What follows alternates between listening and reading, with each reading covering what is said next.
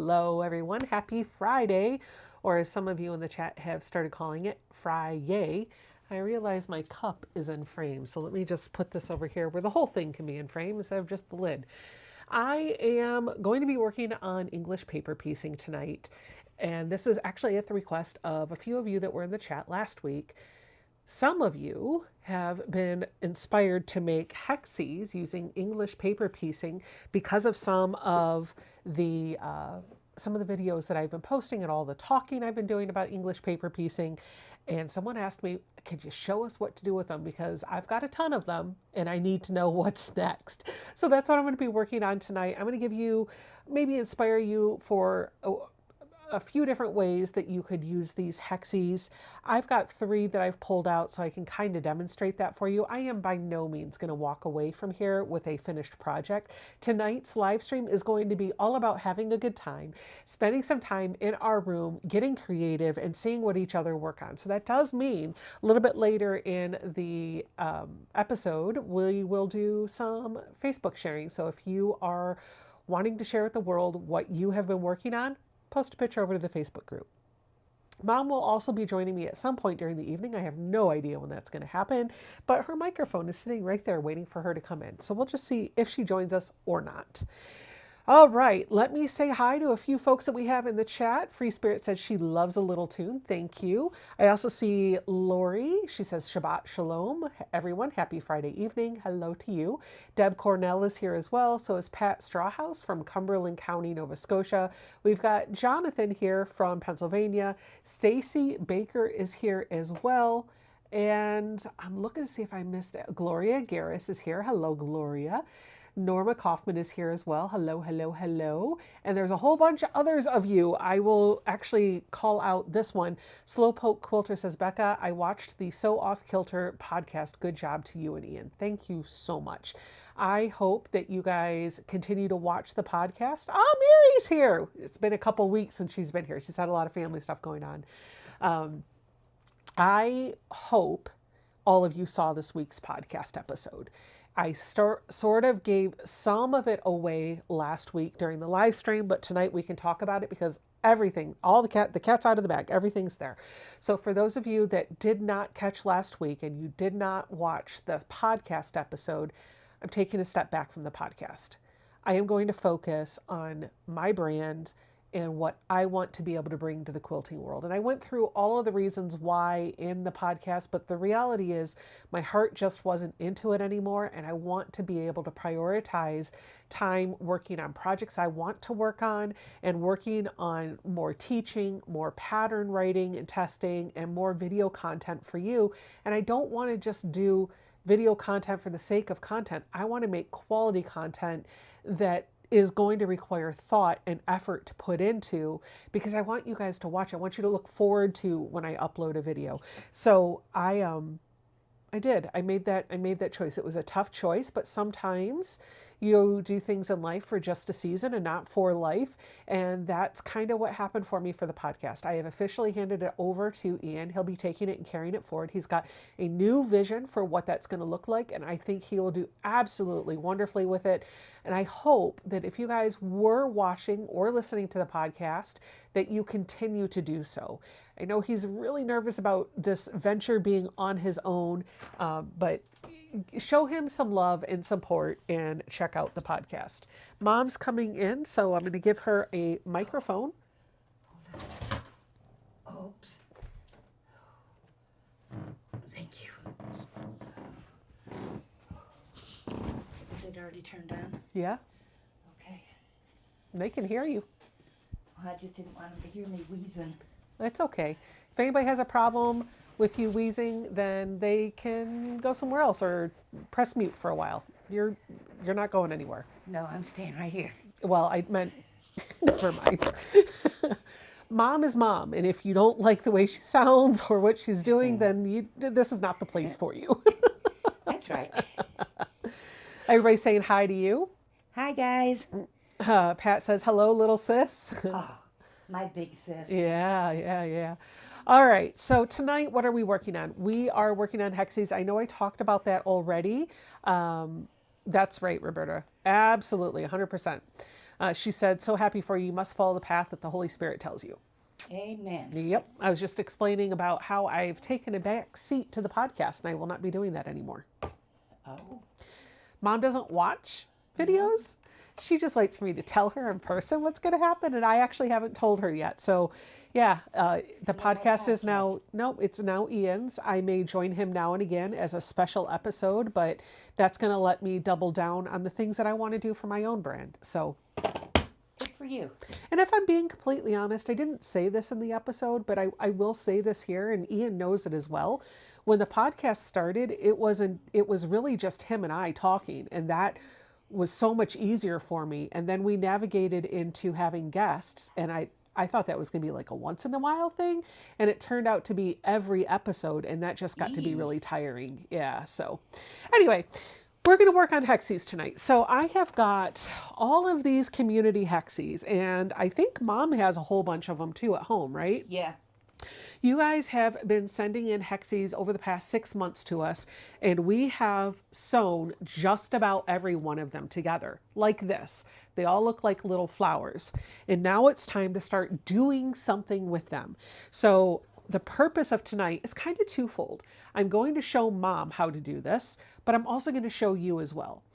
Before I show her how I want her to put them together, I'm going to show you a way that you can use them for a quick project. So let's go to the overhead camera and we'll talk a little bit about this. Now you'll notice first off, I have my sewing box here, not my Becca box.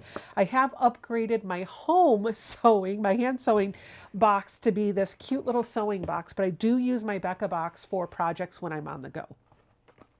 So a couple of things I'm going to talk to you about right away is this and this. So I pulled this Hexie out of the stash because whoever sent this to me, they didn't put their name on the back, but whoever sent this to me, they sent me enough to make 2. And so I figured this would allow me to have one as a demonstration for the project, and then the other one could go in the community quilt. So we're going to set that aside. One of the things that you can do with Hexies is actually just attach it to something that is already made, like I'm doing here. We're going to use an applique stitch to tack this on there. So I might fumble through this because I've never really done applique before, but we're going to figure it out together, right? And so what you're going to want to look for is a Hexie that is about, I would say, smaller than the size of the project that you're going to put it on. The struggle that I have with this one is that it's a little bit bigger. And so I have a choice to make here. I can choose to put just half of it on, which I think would look really cool, right? If I cut half of it and then just kind of appliqued around all of the sides and then right here.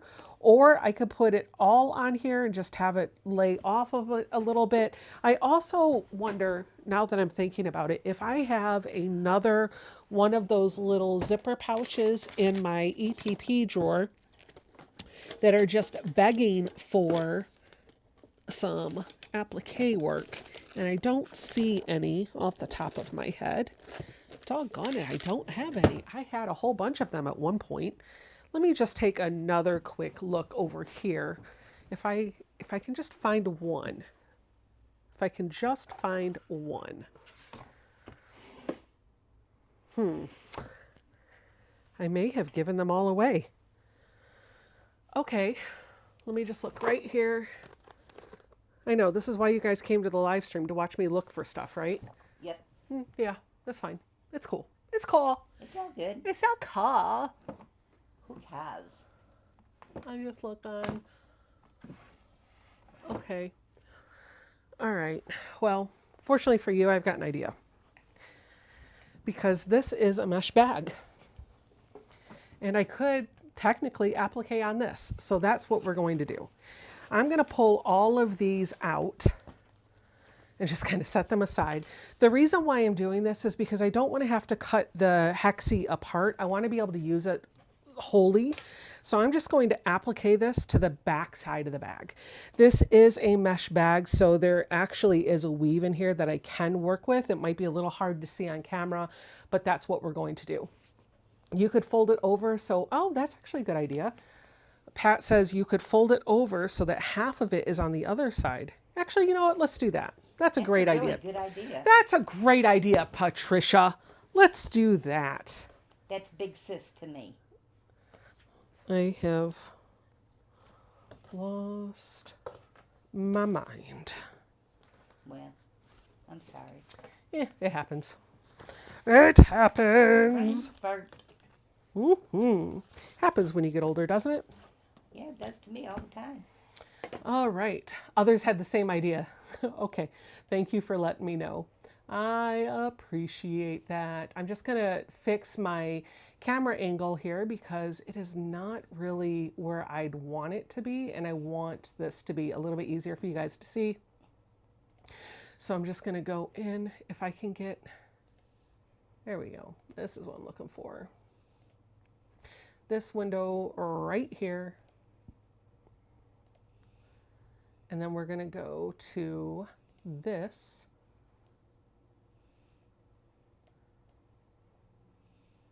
There. Now it doesn't look like I'm 3,000 feet away.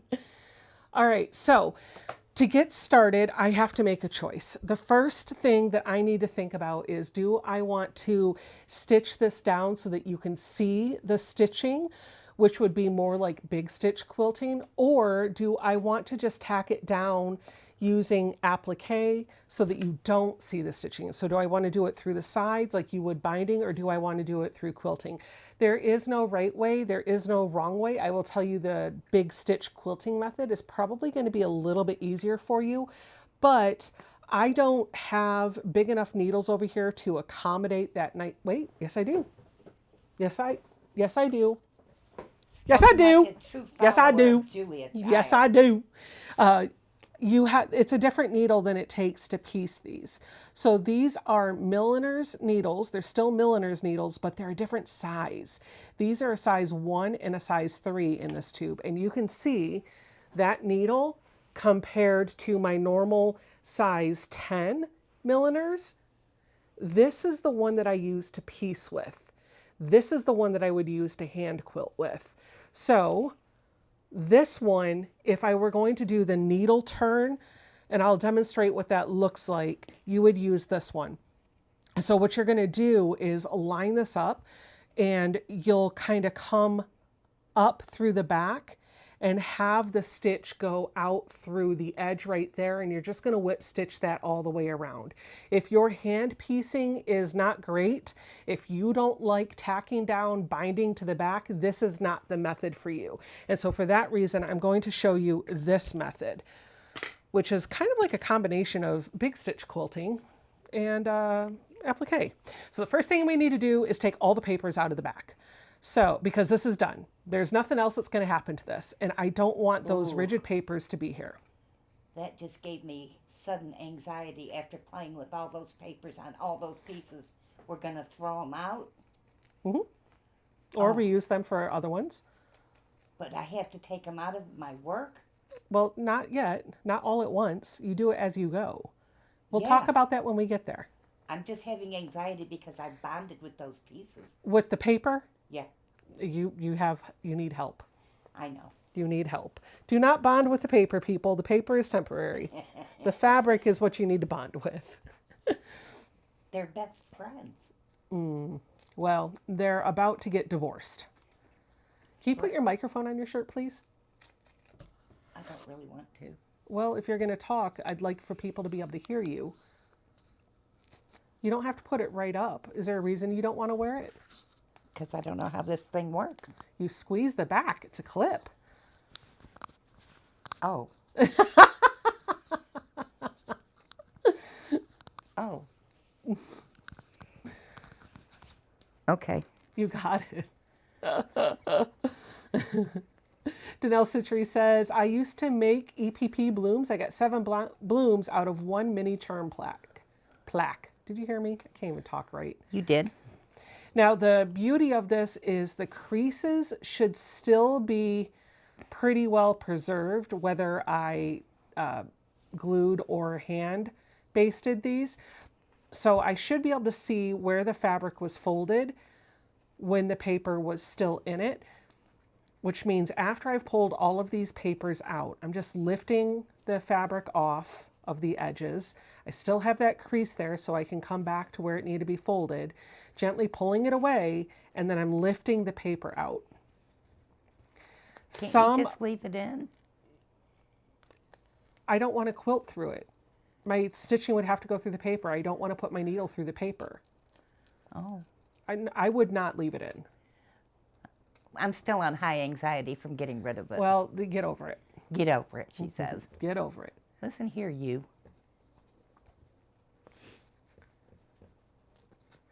There are some EPP pieces that have little holes in the center of the Hexies.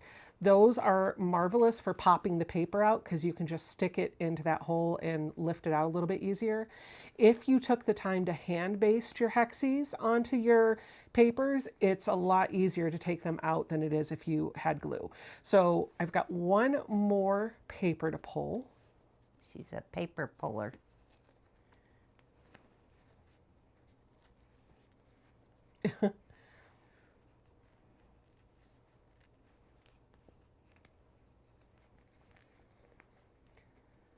All right. Now you can see if you bonded to the paper like my mom did apparently, because I didn't use, or whoever put this together didn't use a ton of glue, these papers are still in pretty good shape. So I could save them to attach to another piece of fabric to make another Hexie bloom. They're still good. They're still good to be used. So now that I have all of the paper out of this, I'm going to take it over to my sewing machine and I'm just going to give it one good press to make sure that all of those folds are tucked under nicely. You going to do that at your sewing machine? No. That's what you said. Did I? You did. Oh my goodness. I'm going to take it over to my sewing machine. I'm going to take it over to my iron. It's Friday. Leave me alone. Teach you not to bond with those papers. I didn't bond with them for a reason. Yeah, look what happened. Yeah, and now they're giving me crud. That's funny. Okay. My fan club has missed me. Can you tell? Oh my gosh. You're not even in the chat. I know. She's not even paying attention to you guys. That's how much she loves you. Boy, don't we sound a little bit cynical. This is not the Nancy show, Mom. You want to bet? Oh my gosh. What have you created? I don't know, but you like being the center of attention a little too much. Okay, I'll pipe it down. No, you're fine. Oh, they love it. Apparently they love it. Oh. Norma says, "We love it, Becca." They love you. I told you it's my freaking fan club.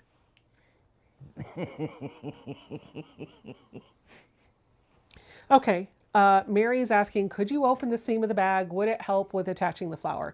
I don't think you need to. Honestly, you can do it without opening the seam. If you want to open the seam and make it, well. What seam? Yeah. Yeah, you might be right, Mary. You might be right. So let's talk through this. When I start quilting this on here, I can do it without opening the seam. But what's going to happen is as I put actually I can do it without opening the seam, and we're going to. You have a couple of ways to do this. When you put the flower onto the piece, and you start quilting through this, you have to make sure that you're not going through the underside. Otherwise, you're stitching your bag closed. You only want to go through that top layer. And there's a couple of different ways that you can do this. You could technically, I guess, open up the seam and then do this side and then flip over and do this side and then stitch it all back together. I don't know that I want to bother with that. I think that might be a little more work than I'm interested in. So I'm going to try it without opening the seam, and we'll find out as we progress through tonight whether or not I recommend that. I might be glutton for punishment right now. I am finding the center of my Hexie and I'm giving it a press so that it's folded directly in half, and then I'm just going to tuck it in here so that that center is wrapped right around the edge so that I have about the same amount on the front and the same amount on the back. Once I have that in place, I can pin it. I can put some sew tights on it. I can do a number of different things to hold this down while I'm working on it. But what I'm going to choose to do is use some glue that looks like it's seen some better days. Just going to put a little bit of fabric glue on the back side of the Hexie.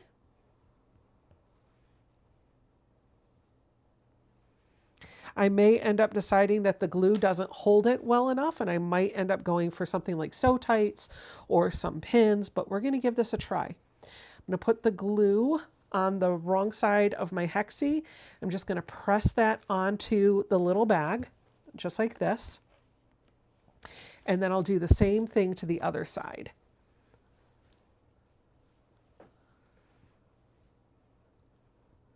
So, but you're doing that on the seam of a bag, correct? It's hugging the seam, yes. How are you going to stitch that without stitching it together? I mean, how are you going to keep the two sides from... Never mind. Well, I think you're asking questions, but you're not seeing what I'm doing. True. So I don't know how to explain it without showing you. You're fine. I'll hold it up and show you what I'm doing in a minute. You're fine. Because we both know I'm not going to do it that way, so. No, you're not. This is just a way to show folks how they can handle or what they could do with their Hexies if they just have a few of them and they don't want to turn them into a full quilt. Okay, so what I've done, Mom, is this. I glued it. Okay, and so now what I'm going to do is get a needle threaded. I'm going to just follow the lines around the outer perimeter of this Hexie, quilting it through the Hexie and this layer of the bag. And so when I do that, I'm probably going to keep my hand inside the bag so that I can grab the needle. That is going to be difficult. See? It's not impossible. No, actually, it's not. no. I'm committed. We're doing it this way because I do think there's a way to do it. So let's see if we can figure it out together. Okay, so when I'm doing my big stitch quilting, because that's technically what this is, I like to draw my lines because it's easier for me to stitch on the line than to get big, even stitches without them. So I'm going to just draw 1/8 of an inch lines, a dashed line. So skip 1/8 of an inch, draw 1/8 of an inch, just like that. That's a good idea. Okay, and I'm going to do that around all of these sides.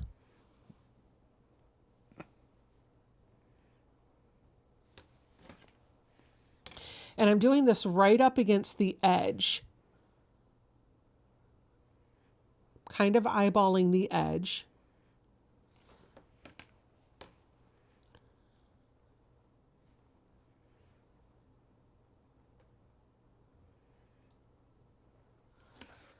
Okay, I'm going to start with that and then we can come back in and do more later. I am using an air-soluble pen. This is a pen that allows you to mark on fabric and the ink dissolves as air hits it.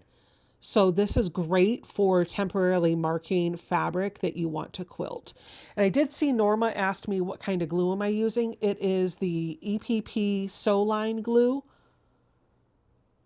But you could use anything, any sort of fabric glue or temporary glue. You don't need Gorilla Glue for this. You just need something that's going to hold the fabric together. You could even use Elmer's if that's your preference. So basically just something that's water soluble. Yep, absolutely. And it doesn't even have to be water soluble. It just doesn't need to be anything super heavy because it's only holding it long enough for you to put your stitches through. So now I'm pulling off a length of thread. This is Wonderfill cotton. It is size 8 pearl cotton. I'm going to snip this off and I'm going to put this into my needle threader. Now this is the Bowen needle threader. I think Mary had a few of these in her shop. I don't know if she still does, but if you guys like them, I'm sure she will happily carry them. I love this needle threader because it allows you to work with those super fine needles that I showed you that I use for my piecing and the big needles for stitching. So the big needle is going to go in the big side with the eye down. I'm going to floss the thread behind it and push. There we go. Push the button and it threads the needle. And now I've got a length of Wonderfill. I'm sorry, it is made by Wonderfill, but pearl cotton that I can use. You can double this up if you want to. Why not put a piece of cardboard in the bag to prevent the needle from going through? I could. That's a good idea. I could also put it in a hoop if it was big enough.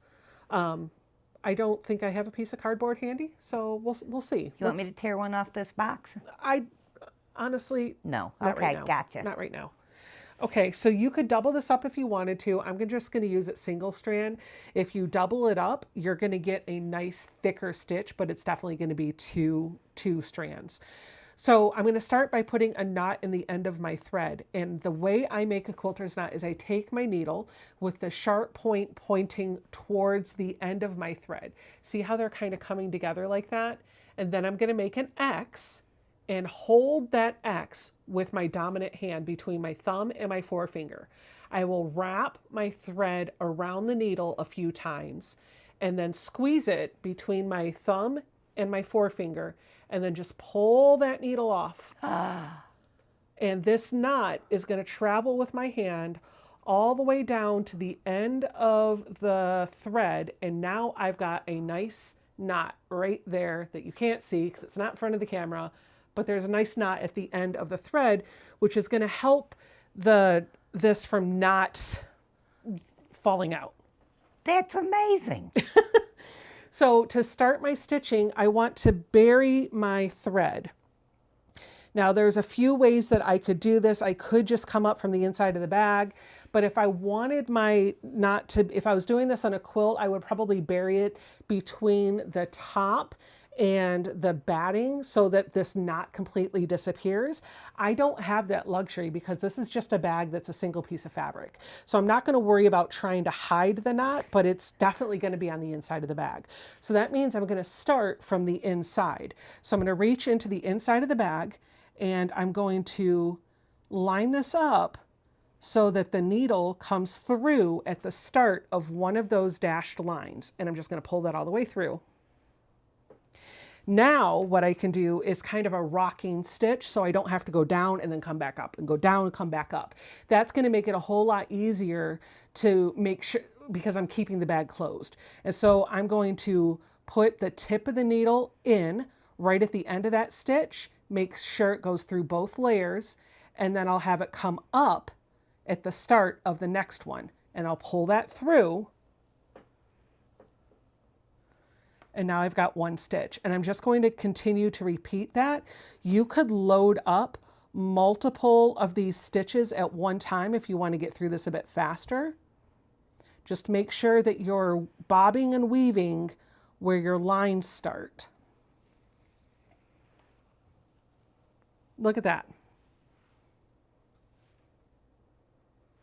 It's hard to see. I feel like the lens is the picture is a little washed out, but I hope you're understanding what I'm saying.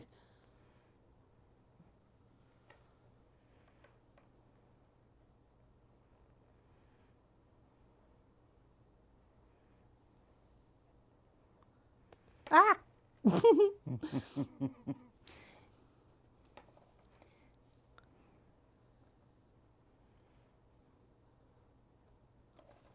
I am pivoting this corner. So this is a little more intricate than just going straight because I want to make sure that I'm still lined up and the lines are going two different ways. Okay, so now I'm going to do this edge and I'm going to do it the same way. Janet said put a piece of cardboard in the bag. Oh, I'm not doing a piece of cardboard, guys. I appreciate that. You guys can try that on your own, but I don't want to get up and hunt for the cardboard. I am sure that is going to be pretty helpful, but this is how I'm going to do it today.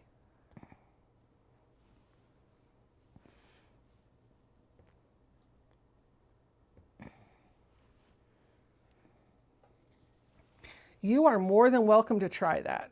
And if you do, let me know in the comments down below or in the live chat if you found that to be more helpful.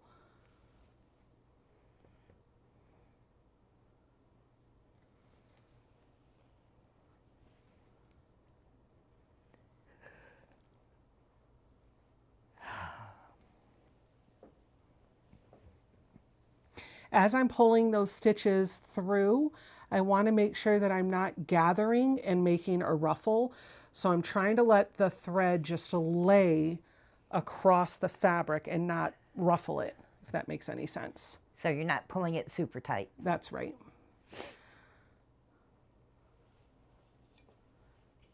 I do have my hand inside of this bag, so I'm feeling the needle come through, but I'm pretty aware of where the tip of the needle is, so it's not poking me for the most part. Could you not bury the knot between the bag and the hexie? You could, actually. Absolutely, you could. And the way you would bury the knot is you would start your stitching and then pull it really taut so that the knot kind of gets lost in here. And, you know, had I done that, I probably could have started from right here in between those two layers. I didn't do that. It'll be fine. The inside of my bag is not finished at all. So honestly, I'm not missing anything by having an extra loose piece of thread on the inside.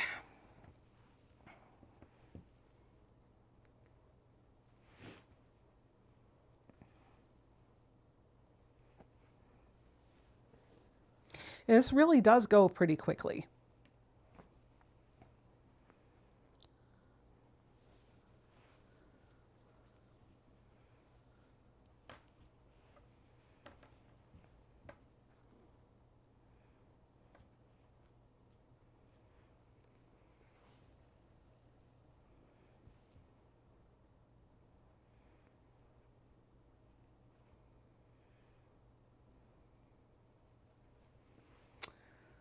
One thing about hand stitching is I always find that when I get into the rhythm of doing it, I end up just being more quiet because I'm just like, I like the sound of the thread going through the fabric, and it's just really soothing to me. It is.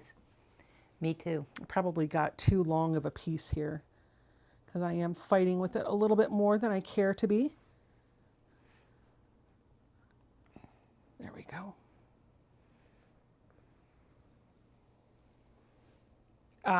They're saying if you had the cardboard in the bag, you would be able to stitch through without your hand in there and not catch the other side. Oh. Because that would make sense. I figured that's what you guys meant, but I'm doing okay without it this way. Would it be easier? Sure. Is it something that you could do? Absolutely. But as with everything in the quilting world, there is no right way to do anything. There's just the way that you choose to do it. There might be ways that other folks prefer, but it doesn't mean that because somebody else says you should do that, that is the right way and the only way to do something, as I'm showing you here. Is there a way easier? Probably. But this is what I started and this is what I'm sticking with.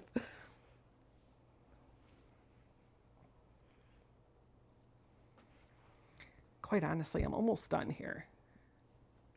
Look at that.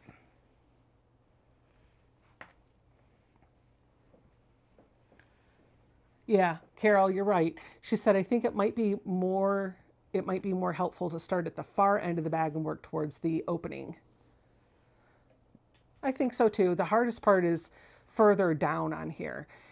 If my hand could not fit fully in the bag like it is right now, excuse me. If I couldn't get my hand fully into the inside of the bag, having a template or something in there to help redirect or bounce that needle would be pretty helpful.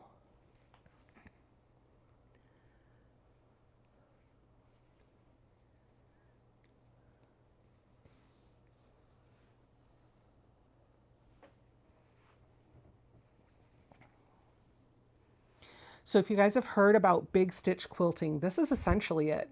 This is all you do in the world of big stitch quilting. And there are a number of different things that you could use this on. I actually want to use this to do binding.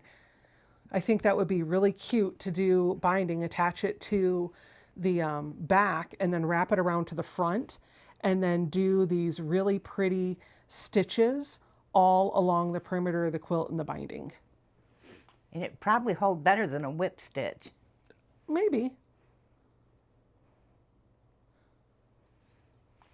I don't have any delusions about hand quilting an entire quilt with this method because I know I'll start it and never finish. Yeah.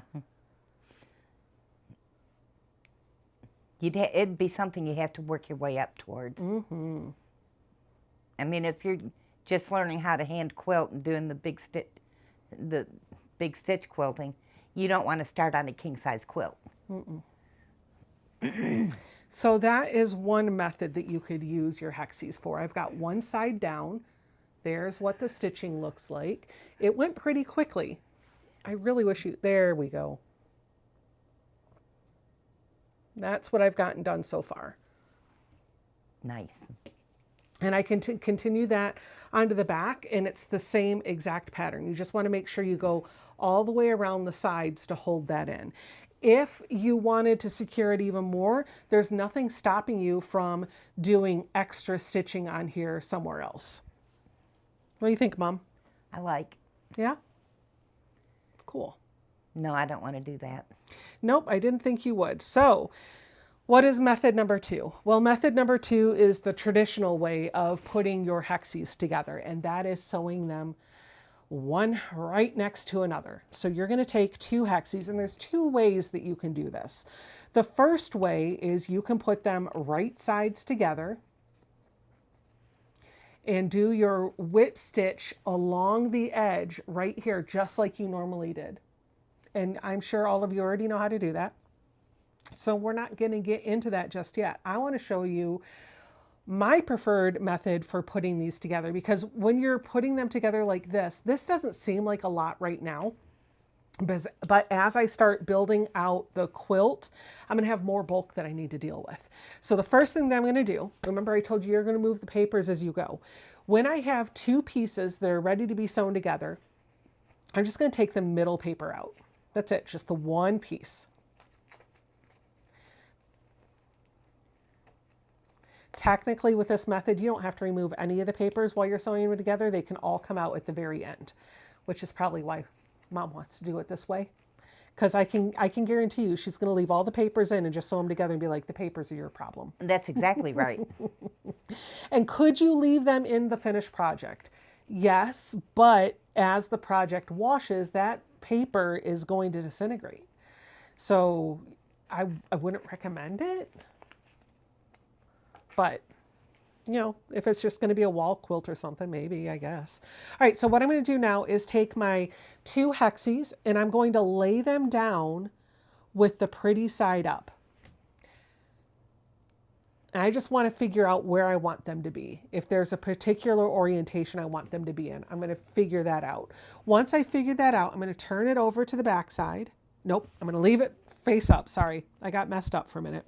Once I figured out where I want them to be, I'm going to make sure that I've got my edges really nice and lined up with one another. And then I'm going to bring in some tape. Now this is perfect embroidery tape from R&K Distributors. This costs like $8 or $9 for this roll in a quilt shop. Or you can get painter's tape or frog tape for like $6 for 60 yards of it. This is, I think, 45 feet or something like that. This is 60 yards. I'll show you the difference in size. This one is a little bit thicker than this, but not by much, maybe by like 1/8 of an inch or 1/4 of an inch. But the amount that's on here, there's a whole lot more on this than there is in this. So you're going to get more for your money if you go to the hardware store and get painter's tape or frog tape. Both of these work just as well. Katie's trying to tell me, not Katie with an E, Katie from Greenland is trying to tell me that she says hi. Tell you. Okay, so I'm going to pull off a bit of my tape, A bit. and I'm going to put it on the front of this, on the seams that I want to join. So I'm only using a small piece that's going to line up with that entire seam, just like this.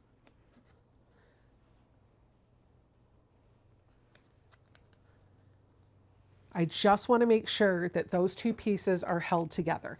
And then I'm going to flip this over and I'm going to do what we call the flat back stitch. This is so simple, and if you do it, your stitches will be invisible from the front. So you're going to start off with your needle and thread, just like you normally would. I'm going to put a quilter's knot at the end of the thread. I personally like the flat back stitch because not only are the stitches invisible from the front, but I can take a bigger bite of fabric without having to strain my eyes. So I'm going to start at one end, right up here in this corner is where I'm going to start. I'm going to bring my needle in through the fabric and the paper and have it come out right at that corner, just like this. And that's going to put my knot between the fabric and the paper. And then I'll go across to the other side and pick up a small bite of that fabric. Probably would have done both of those fabrics at the same time. And now all I'm going to do, I can either hold this in my hand, I can lay it on a flat surface, I can put it on a table, whatever works for you. I'm just going to come in and do kind of like a whip stitch, but when the piece is fully opened.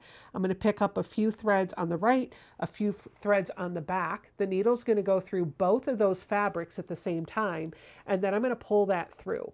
Now, before I go too far, I want to show you the stitching over here. I did the flat back stitch on this seam. I don't know if you can tell, but the stitching on the back is horrible. It's not pretty. It's a mess. The stitches aren't all even. They're not all the same size, but from the front, you see nothing. And the goal is that all of the backside is going to be in a finished project. So you should care more about the stitches and the way they look from the front than the way they look from the back. If somebody's going to take apart your project to inspect your stitches on the inside of a quilt, don't talk to them anymore. No. Don't. Don't show them your new quilt. Don't show them your quilt top. Don't make them anything. Just walk away. Don't even tell them you know how to use a sewing machine. Because I guarantee you, the person that's doing that, it probably never does. Like they're not going out of their way to. They either don't know how to do it, or they're not going out of their way themselves doing this. Gosh, I can't talk tonight. Free Spirit says, I saw your hack video, Becca. It was great. Thank you. She's referring to the video that I released yesterday. I found 8 things at Walmart, each item for less than $10 that I felt like could be winners in my sewing room. So you want to check that out. Anne Marie said, truth. Absolutely. The whole goal of this is just to make sure that you're having a great time and you're enjoying what you're doing. This is not about being perfect. That said, if what brings you joy is being perfect, you do you. That is not what brings me joy. No, that usually gives me a headache. It gives me anxiety. I feel like there's, and please don't, if you are the quilt police, or quilt police adjacent, please do not take this the wrong way. But I feel like there are so many of us in the quilting world that talk about the way that we do things, or we point out our mistakes or our imperfections, because I think some of us are doing that to humble ourselves, right? So if you have a quilt that's finished and you made a mistake, maybe a block was turned upside down or your points were off, when another quilter comes and looks at it and says, oh, that's beautiful, the first thing we do is say, oh, but my points are chopped off, or oh, but this block is wrong, or oh, but I messed it up. Well, first of all, they don't have the original mental image of the quilt that you wanted to make and what it should look like. They only have what you're showing them to be the example of your work, period. So who's to say that wasn't intentional? Secondly, when you do that, even though you might be humbling yourself, you are unintentionally telling the other person that their work is not good either. Because that other quilter is not perfect. And so when they hear you criticize your own work, it's going to make them not want to show their work and not feel encouraged to keep going. None of us were born with the ability to make anything perfect right away. These are all skills that we had to learn. Some of us have been working on them for 20, 30, 40 years and may have absolutely beautiful masterpieces. Some of us may have just started a few months ago. Neither one of those are wrong. We're all at different places in our journey, and there's room for each and every one of us. Mom just got quiet. Oh, I'm just looking around at your room. You looked like you were deep in thought for a second. I was thinking how beautiful that one quilt is you got hanging up there. Yeah, see, my mom just complimented that, and I'm not going to point out all the things that are wrong on it. Well, and while there's I was actually doing not. it, you're saying about your points and stuff. So what do? I start looking at points. Yeah, exactly. There, that quilt, it was actually made. I made all of the blocks, and I wanted to finish the quilt, but I saw the layout for the finishing, and I went, nope, and I gave it away. And so a lady by the name of Stephanie, who watches the channel, she lives in Florida, she got it and the finishing kit. I sent it down to her and she finished it. That's so gorgeous. Each quadrant has 4 blocks in it. I made the blocks in it, right? She did everything else, all the other flying geese, and put it all together. And then got it quilted and sent it back to me. I mean, so that is a forever quilt in my sewing room. It cannot leave. No, it cannot. I gave it away and it came back. And you know what they say, if you comes set something back. free and it comes back to you, it was meant to be. That's right. It's actually one of Jason's favorites. He likes that. Okay, once I have done the one edge, this one side, then I'm going to just pivot and start doing this next side. So I'm going to do 1, 2, and 3 so that both, like these are both fully joined together.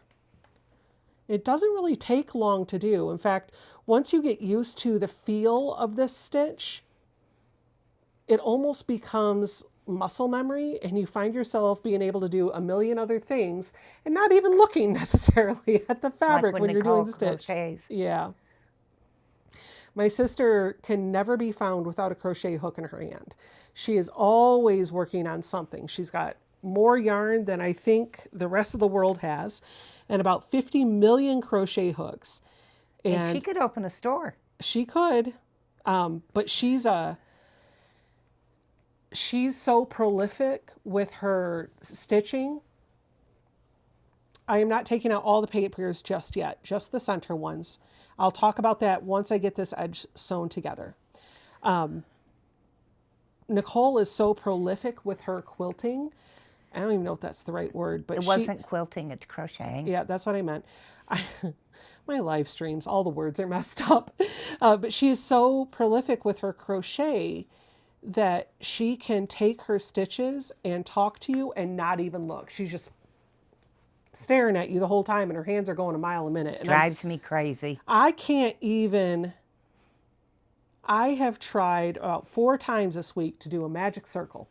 Ask me how many magic circles I've completed. 0. That's why I don't make a magic circle. Well, I don't want to make any circle. Becky said, perfect is fiction. It's an opinion that varies from person to person. You can't please everyone, so stop shooting at a moving target. Make your project and admire it, love it, give it with no apologies. That's right. I agree.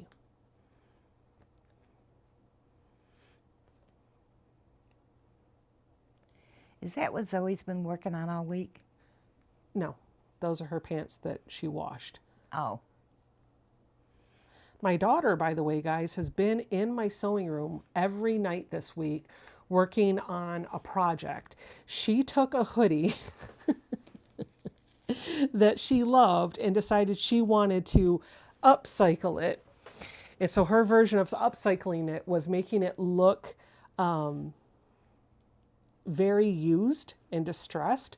So she took a pair of my fabric scissors and hacked away at this hoodie that was perfectly good and put a million holes in it. And then took a flannel shirt that she had that was perfectly good and cut it into a gajillion pieces. And then wanted to sew, kind of like reverse applique, she wanted to sew the flannel on the inside of the hoodie so that it shone through against the fleece hoodie on the outside. And there was no measuring, there was no thought before she put the holes in. So she had to figure out how to get those pieces stitched on in a manner that was probably a little bit more difficult than it needed to be. Could she not just take it and do it like the shirt would have been a lining? She actually could have, but then the holes would have been wide open. She wanted the holes to be stabilized. Okay, I get What it. I probably would have done is turned it inside out, picked a spot where I wanted to show that fabric and just sewed it onto the thing and then flipped it around to the front side and roughly cut out the inner parameter of that shape. Yeah. That would have made it a whole lot easier. But my daughter does not like it when I tell her what to do. No. She doesn't like it when I have ideas because I'm mom and I don't know what I'm doing. Well, she's at that age. So I just let her figure it out on her own. There was no, you could make this easier for you. There was only, okay, you do what you got to do. I'm out here if you need anything. She broke a needle a couple of times. I showed her how to fix that. She ran out of bobbin a couple of times. I showed her how to fix that, but that was the extent of my involvement in her project. She gives me the look when I tell her what she should think about. Yeah.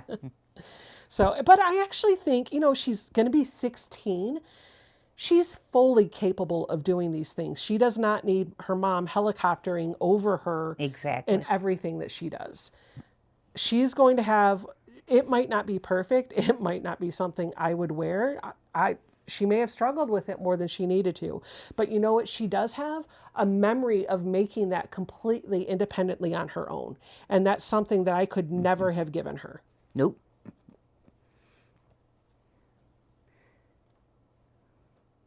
That's something you have to get for yourself. Yep. Now, when I'm all done stitching my seam, I'm going to put my fabric through both sides and I'll leave that thread just a little bit loose. And I'm going to put my needle through that loop just to kind of tie it off. I'll pull that nice and snug and then I'll snip close to the fabric. I'm going to put this in my pin cushion. You said you were going to pull your fabric through both sides. Whatever. You know what I meant. Mom's catching all my errors today. And then I can pull this tape off. Now this tape, as well as this tape, it's a low tack tape, which means it's an adhesive, but it's not like duct tape. It's not permanently sticky. So you can peel it off really easy. It does not leave a residue on your fabric, and there's enough stickiness to it that I can use it for a couple more seams. So that's how you can join these. Now, the next step is going to be to grab a third one. Let's just say we're going to do this one. This will be fun. And then figure out where you want this third one to go. Once you've figured out where it's going to be, you get it puzzled in there and then tape all of those edges. And then you'll flip it over and sew them. Now, before I do that, I can look at this from the back side. The rule in EPP is you should only remove the papers when that piece is fully finished. And what that means is either this is the edge of the project and there's going to be nothing there, or all of the sides are attached to something else. So right now, none of my outer parts of my blooms are fully attached. These that I just sewn still have a couple of sides that need to be attached to something. So if I were to sew this one, which is from Deb Haycock, if I were to sew this one in, once that's sewn in, then I could remove the paper from here, here, here, and that's it, because these sides are still open. I hope that made sense. Folks are saying hi to you, Mom. Hi, Mom. Do you want me to bring a couple over for you to try, or do you want No. to do this later? I don't want to do it right now. Okay, that's fair. All right. The other thing that I guess you could do, I could talk you through is, well, no, I'm not going to, because I'm not really good at that. That's how I would applique something down. Do you guys, did that make sense to you? Let me know if I can answer any questions in the chat. Stephanie says, I was happy to do the wall hanging for you. I'm so glad you like it. It's fun making an unexpected quilt for another quilter, especially when it's a surprise. Gotta love making flying geese. Not. We nicknamed that quilt a flock of geese, because do you see how many red triangles are in there? Each one of those is a flying geese unit. Yeah. There's a ridiculous amount. All around the perimeter, Yep. and then through the... Every block. Ooh, Donnell went to the drive-thru. I want to know what she got for me. Yep, Sherry, that's right. She's learning. That is exactly right. Julie says, my dad always said he was amazed at how much smarter his own father got after Dad turned 30. Yeah, I remember being in my, no, I don't remember. How old was I? I was in my early 30s, and I had taken Zoe to Disney World. It was just her and I. We went with some friends of mine, and we were walking down Main Street. I was pushing her in the stroller, and I saw this little cubby that had a payphone and the first aid booth. And I remembered that spot from the very first time I went to Disney World, because I went on a band trip in 7th grade, I think. I think it was 7th grade. And my mom, I was able to go on that because my mom scrimped and saved and paid every penny for it. And I did not realize until that moment the sacrifices that she made, because the life that Zoe has is not like the childhood that I had.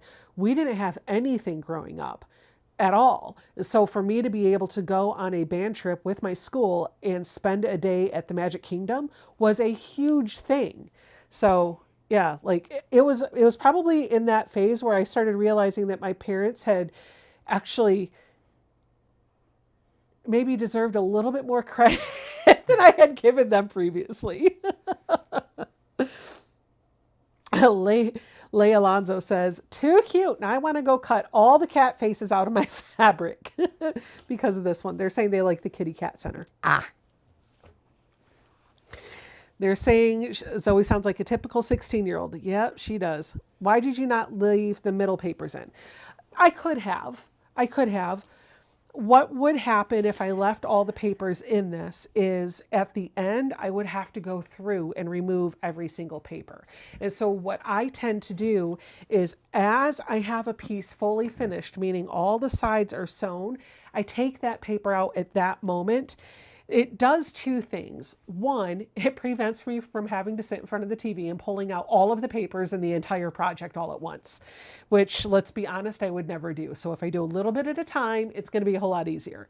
The second thing that allows me to do is, if I ever need to fold this, it's a little bit easier to fold this without the paper in there, though you certainly could fold it with the paper in there. There's nothing wrong with you actually folding the paper to get this where it needs to be. Now, these are the Hexies that the community has made. You have sent in a ton of Hexies for me to put together. Mom and I have divided and conquered because I was overwhelmed and couldn't do them all on my own. But I did a good portion of them, and Mom's doing a good portion of them. Mom's looking for a hand project, and so we made a deal. I was going to show her how to assemble them while she was here. And then when she goes home, she's taking these with her, and she's going to put them into the quilt. And then once it's pieced, I'll quilt it on the long arm. That's the plan. That's the plan. And apparently I will be taking the papers out. Depends on my mood that day. And we all know I don't get in a hurry to do this stuff. It's okay. You take your time. This is slow stitching. So I'm going to set this aside because I am done with that project for tonight. That was the goal of tonight's live stream, was to demonstrate that. going to put my needles up, and I want to show you, because I saw somebody in the chat asking how many log cabin blocks did you get made. I'm going to grab them because they're actually on a tray over here on the other side of the room. So for those of you that missed the live stream last week. Is that the tray that's out in the family room? No, it's this one. Oh. For those of you that missed the live stream last week, I think it was last week, I am working on making 2-inch finished log cabin blocks. And I gave you a free template on my website that you can download. If you go to sobecca.com, in the top menu, it says free downloads. If you just click on that, then it'll have a link to all the different free downloads that you can use to, well, download and make projects. This FPP template is one of them. Each sheet has 12 2.5-inch squared log cabin blocks. Thank you. What am I going to do with these? I am going to make a doll quilt that I am hoping will measure 18 inches by 24 inches. I actually had more done. I think I had 8 altogether, but I left them on a design board that was propped up on my floor, and my vacuum ran at night and knocked it over, and I lost a few. I think the vacuum ate them. So these are the only ones that I have left. I've got 1, 2, 3, 4, 5, and then I started 6 and 7 to start making up what I lost. I had 8. I remember that. I had 8. Maybe they'll show up. I don't know. We'll see. But yeah, I had 8. I have also, though, streamlined this a little bit. So I have gone through, and each of these little clipped pieces of paper, it represents 10. Is that right? 1? Yeah, it represents 1, 2, 3, 4, 5, 6, 7, 8. No, is that right?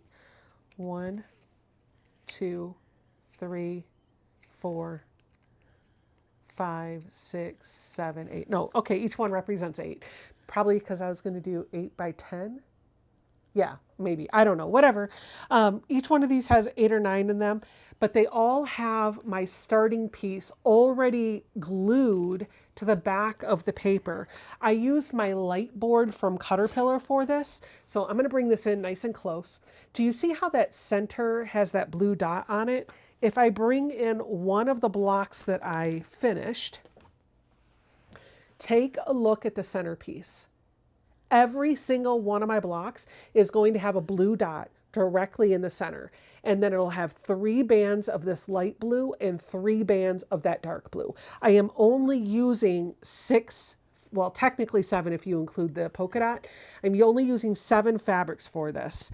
I know I need more, so I've already put in an order for some more of this, but I have also gone through and cut out all of my stripped pieces and stacked them up so that each one of these piles is all of the pieces that I need to make just one block. So I can grab a piece of paper and one of these piles and I can get started on my project.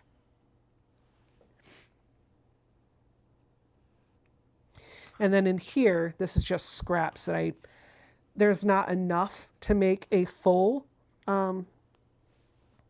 one. They're just kind of little extra scraps. Actually, I don't even need to keep these on here. I think I was doing that to keep them counted, but I know I have the right number now. So I'm just going to reorganize this a little bit so it's a little bit more tidy.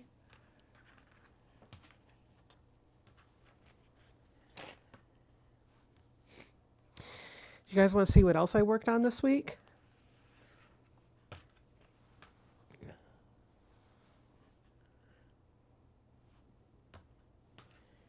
Are we going to talk about the yarn that got messed up yesterday? Oh, no.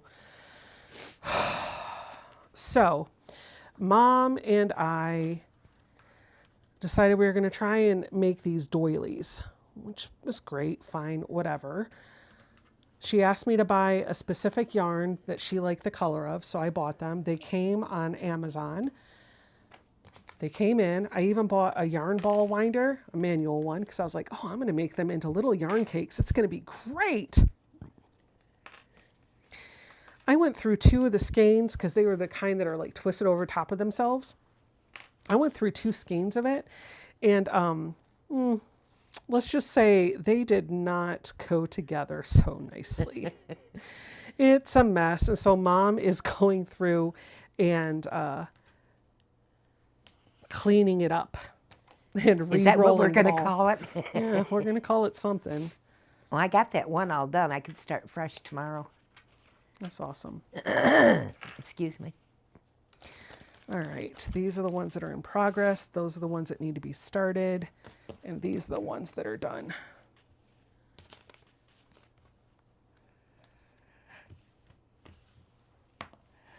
And this is my little pile of scraps over here. So this keeps it a little tidy.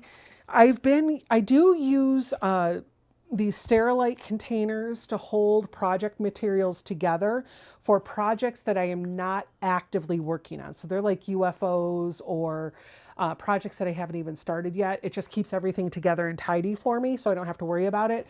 But once a project becomes active and it's something I am actively working on, I use these trays. I got them off of Amazon, but you could use any sort of lunch tray, cookie sheet, whatever.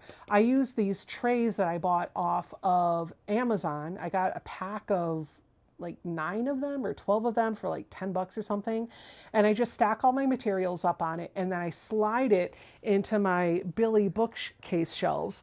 The nice thing about the shelves, you can kind of see right here, right there, these shelves are adjustable. And so I've been able to adjust these shelves right here so that they're just big enough to slide a cookie tray with my projects on it right inside of here. And so a lot of my hand stitching actually goes on these. I've got some EPP, some more EPP.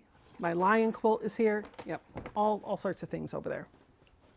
I might need some of those little doohickeys. Yeah, yes, and you need you need a shelf system that you can put them on. Yeah. So you want to know a nice hack for that? Yeah. A baking sheet, like you use baking sheets or trays, but you can use like that they have in kitchens.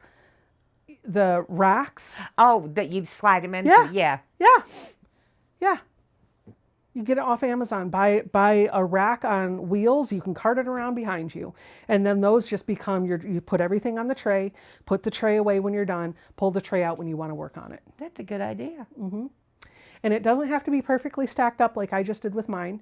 I've got trays over there that are not perfectly stacked up, but it's up and out of the way. Yeah. And the thing that I like about having it on shelves is I'm using my vertical space. I'm using my vertical space for storage. Yeah. I think we tend to forget that you can use your walls as storage, and we just think about, okay, I got to put furniture in or do something. So the whole goal of these shelves behind me was to be able to maximize as much storage on these 12-foot walls as I could. And you've done a nice job. Yeah. They need to be zhuzhed up a little bit, but Mary will be here soon. She'll work on it. That's Mary's favorite thing to do. Yep. She loves to zhuzh them up, but. All right. All righty now. Mom, are you ready to go back home? Yeah. Yeah, really? Do you want to tell them why? You can. I can't. Okay. So, do you want me just to avoid it? No, you can. Okay. I just don't want to be the one telling it. So my stepdad has heart issues, which has been the reason why Mom's not been here for the past year and a half. She does not want to be away from him for any long period of time. In the past year and a half that she has been staying at home, he's gotten pneumonia. He's been put on oxygen full time, and he has been battling AFib a lot. He goes in and out of AFib all the time.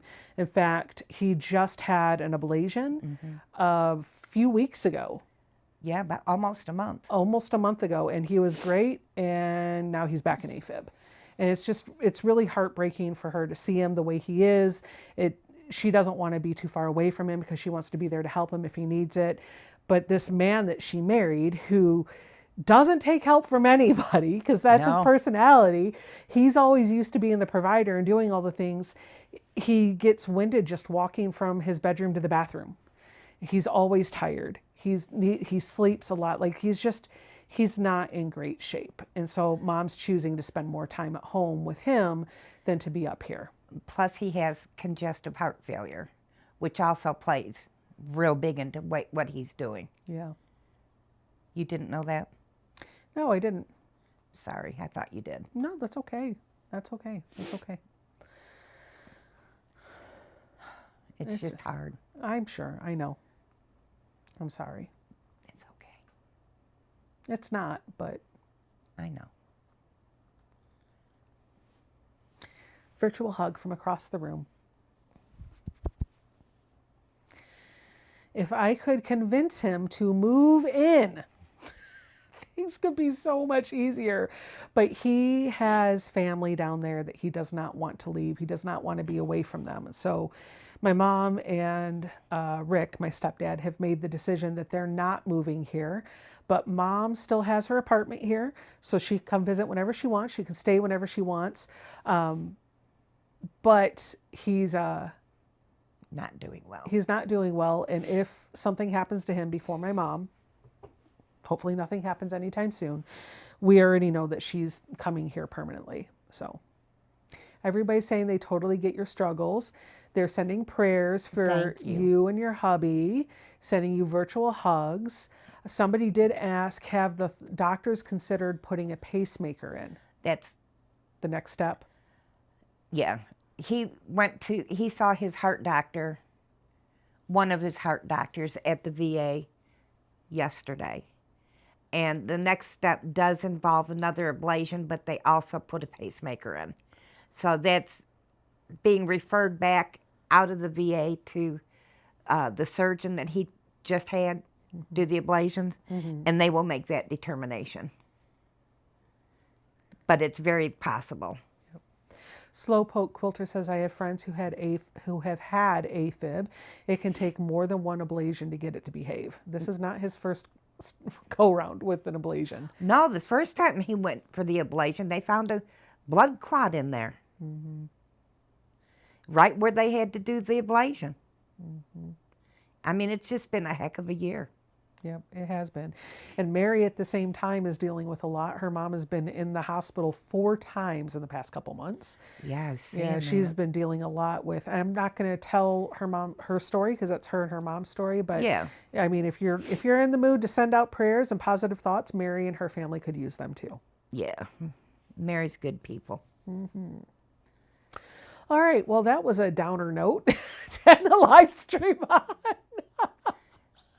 But it's, I But mean, on a brighter note, I should be here next Friday. yeah, yep. Whether I come in the sewing room or not is another story. I think more visits for you should be in order, Yeah. but I think paying for a one-way flight for you to come and then booking another one-way flight when you're ready to go back home is probably better for you and Rick, so he doesn't have to travel so far to take you, and you don't have to worry about, like, you're only the airport's 2 hours away. Worst case scenario, Pat could bring you. Pat would bring me. Yep. I know with his oxygen and stuff, he probably wouldn't want to travel. No, He's a homebody anyway. We're supposed to go to Alicia's, and when do you all go on the cruise? Uh-huh. And we finally got it lined up. They're sending him a portable one for when she's gone, Good. for us for him to travel with. But then when we get back to Virginia, they're taking it back. Yeah. Well, that's fine. Yep, Mary, she'll be leaving before you get here. So Mary's coming, I believe she's coming up the weekend that I'm in Michigan with Alicia. So next weekend is your last weekend here. And then the weekend after that is Justice's birthday. And then the weekend after that, I'm in Michigan. And then the weekend after that, I'm in Alabama. So the end of the month. Yeah. Yep. Dear Mom is asking, hey, Becca, where did you get Miss Ruby painted? I love her. A guy by the name of Bob painted her. If you want his contact information, send me an email to info@sobecca.com.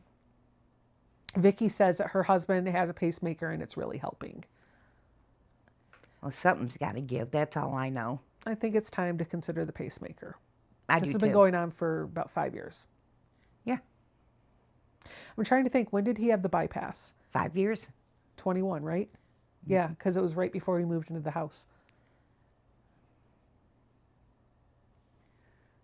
So, all right. Well, you know what, Mom? You know what? I think it's time for us to go in the other room so that you can wind yarn that I got frustrated with. But the funniest part was it got caught in the RoboVac last night. Ah! Yeah, we had to rescue the yarn from the RoboVac. RoboVac. Yep. Tracy says she thinks Ruby needs eyelashes. Well, she has eyeballs. Do you see my eyeballs? I think eyelashes would be good. I think I should buy some eyelashes and put them on her right above her Yes. little eyes. Everything's better with googly eyes. I have 2 robot vacuums, one that does the hardwoods in the main part of the house, and then another one in here for the carpet, and both of them have googly eyes. I love your vacs. Yeah. RoboVac got a workout. Yeah, something. It got us something. Do you know what I got for Mother's Day that I absolutely love and got to spend time in today? What? Jason bought me, do you remember when we lived in Arlington, I had that hammock chair in the backyard? Yeah. I Is that love what that that thing. is? Yes. And you could even get in it. It holds like 500 pounds and it's low to the ground. So not super low, but it's low enough to the ground where it's like you're sitting in a normal chair. And it is so comfortable. I have been asking for another one of those for years, ever since we moved into the house, and it's never happened. And so this year for Mother's Day, I just sent Jason a link. I was like, this. And so we got it put together. It's outside on the patio, or on the deck out back. And I love it because it's not just the chair, it's an actual, like, you can spread out and you get cocooned in it. And so it becomes like this zero gravity, weightless type of way to sit. It really, like, it makes my hips feel so much better. So I got to I'm sit not on it going out to today. get in it. I can't breathe in this humid weather. It wasn't humid today. In my mind, it was. Well, yeah, maybe for you it was. But yeah, I got up there and then Beetlejuice climbed on top of me while I was in the I was coming back in through the kitchen and I looked out there and I said, Lord, she's got the dogs up in that. Yes, I did. Yes, I did. All I needed was my Kindle and I would have been in cloud 9. Yeah. I just needed my Kindle. By the way, I bought a Kindle a couple weeks ago. I have forgotten how much I love to read. You always did like to read. Suze says RoboVac is going to have indigestion this week. Yeah, I had to feed it. I had to feed it some Pepsid. Pepto or Pepsid? Pepsid. By the way, that sandwich that we had last night, Becky, Yeah. gave me heartburn. Did it really? I had heartburn when I woke up this morning too. Well, I took one of my stomach pills. Yeah, so. I'm doing that too. Oh, look, Jason's home. He's coming up the drive. That's the only bad thing about about the house. It's actually not a bad thing. But if I'm sitting here, because I have a wall of windows that looks out to the front of our property and we have a super long driveway. So I, like, at nighttime, actually anytime, I see you coming all the way from the start of the driveway. I see you coming. So once you turn that bend. All right, guys, that's enough. You don't want to hear me just drabble on about a bunch of nothing. Danelle, I did see your message. I want to make sure that everybody that has a channel gets a chance to give themselves a shout out. So if you want people to check out your channel, do !selfie in the chat. The bot will drop a link to your channel so people can check out your content and subscribe if they like what they see. If you liked the English paper piecing that I did here tonight and kind of the hand sewing, the slow stitching vibe, Danelle does a bit of that on her channel. She was trying to get that in front of me earlier, so I just want to make sure I'm giving her a shout out for that. All right, friends, thank you so much for hanging out with me. Me and Mom are going to go tame some tangled yarn. Bye, guys. Bye.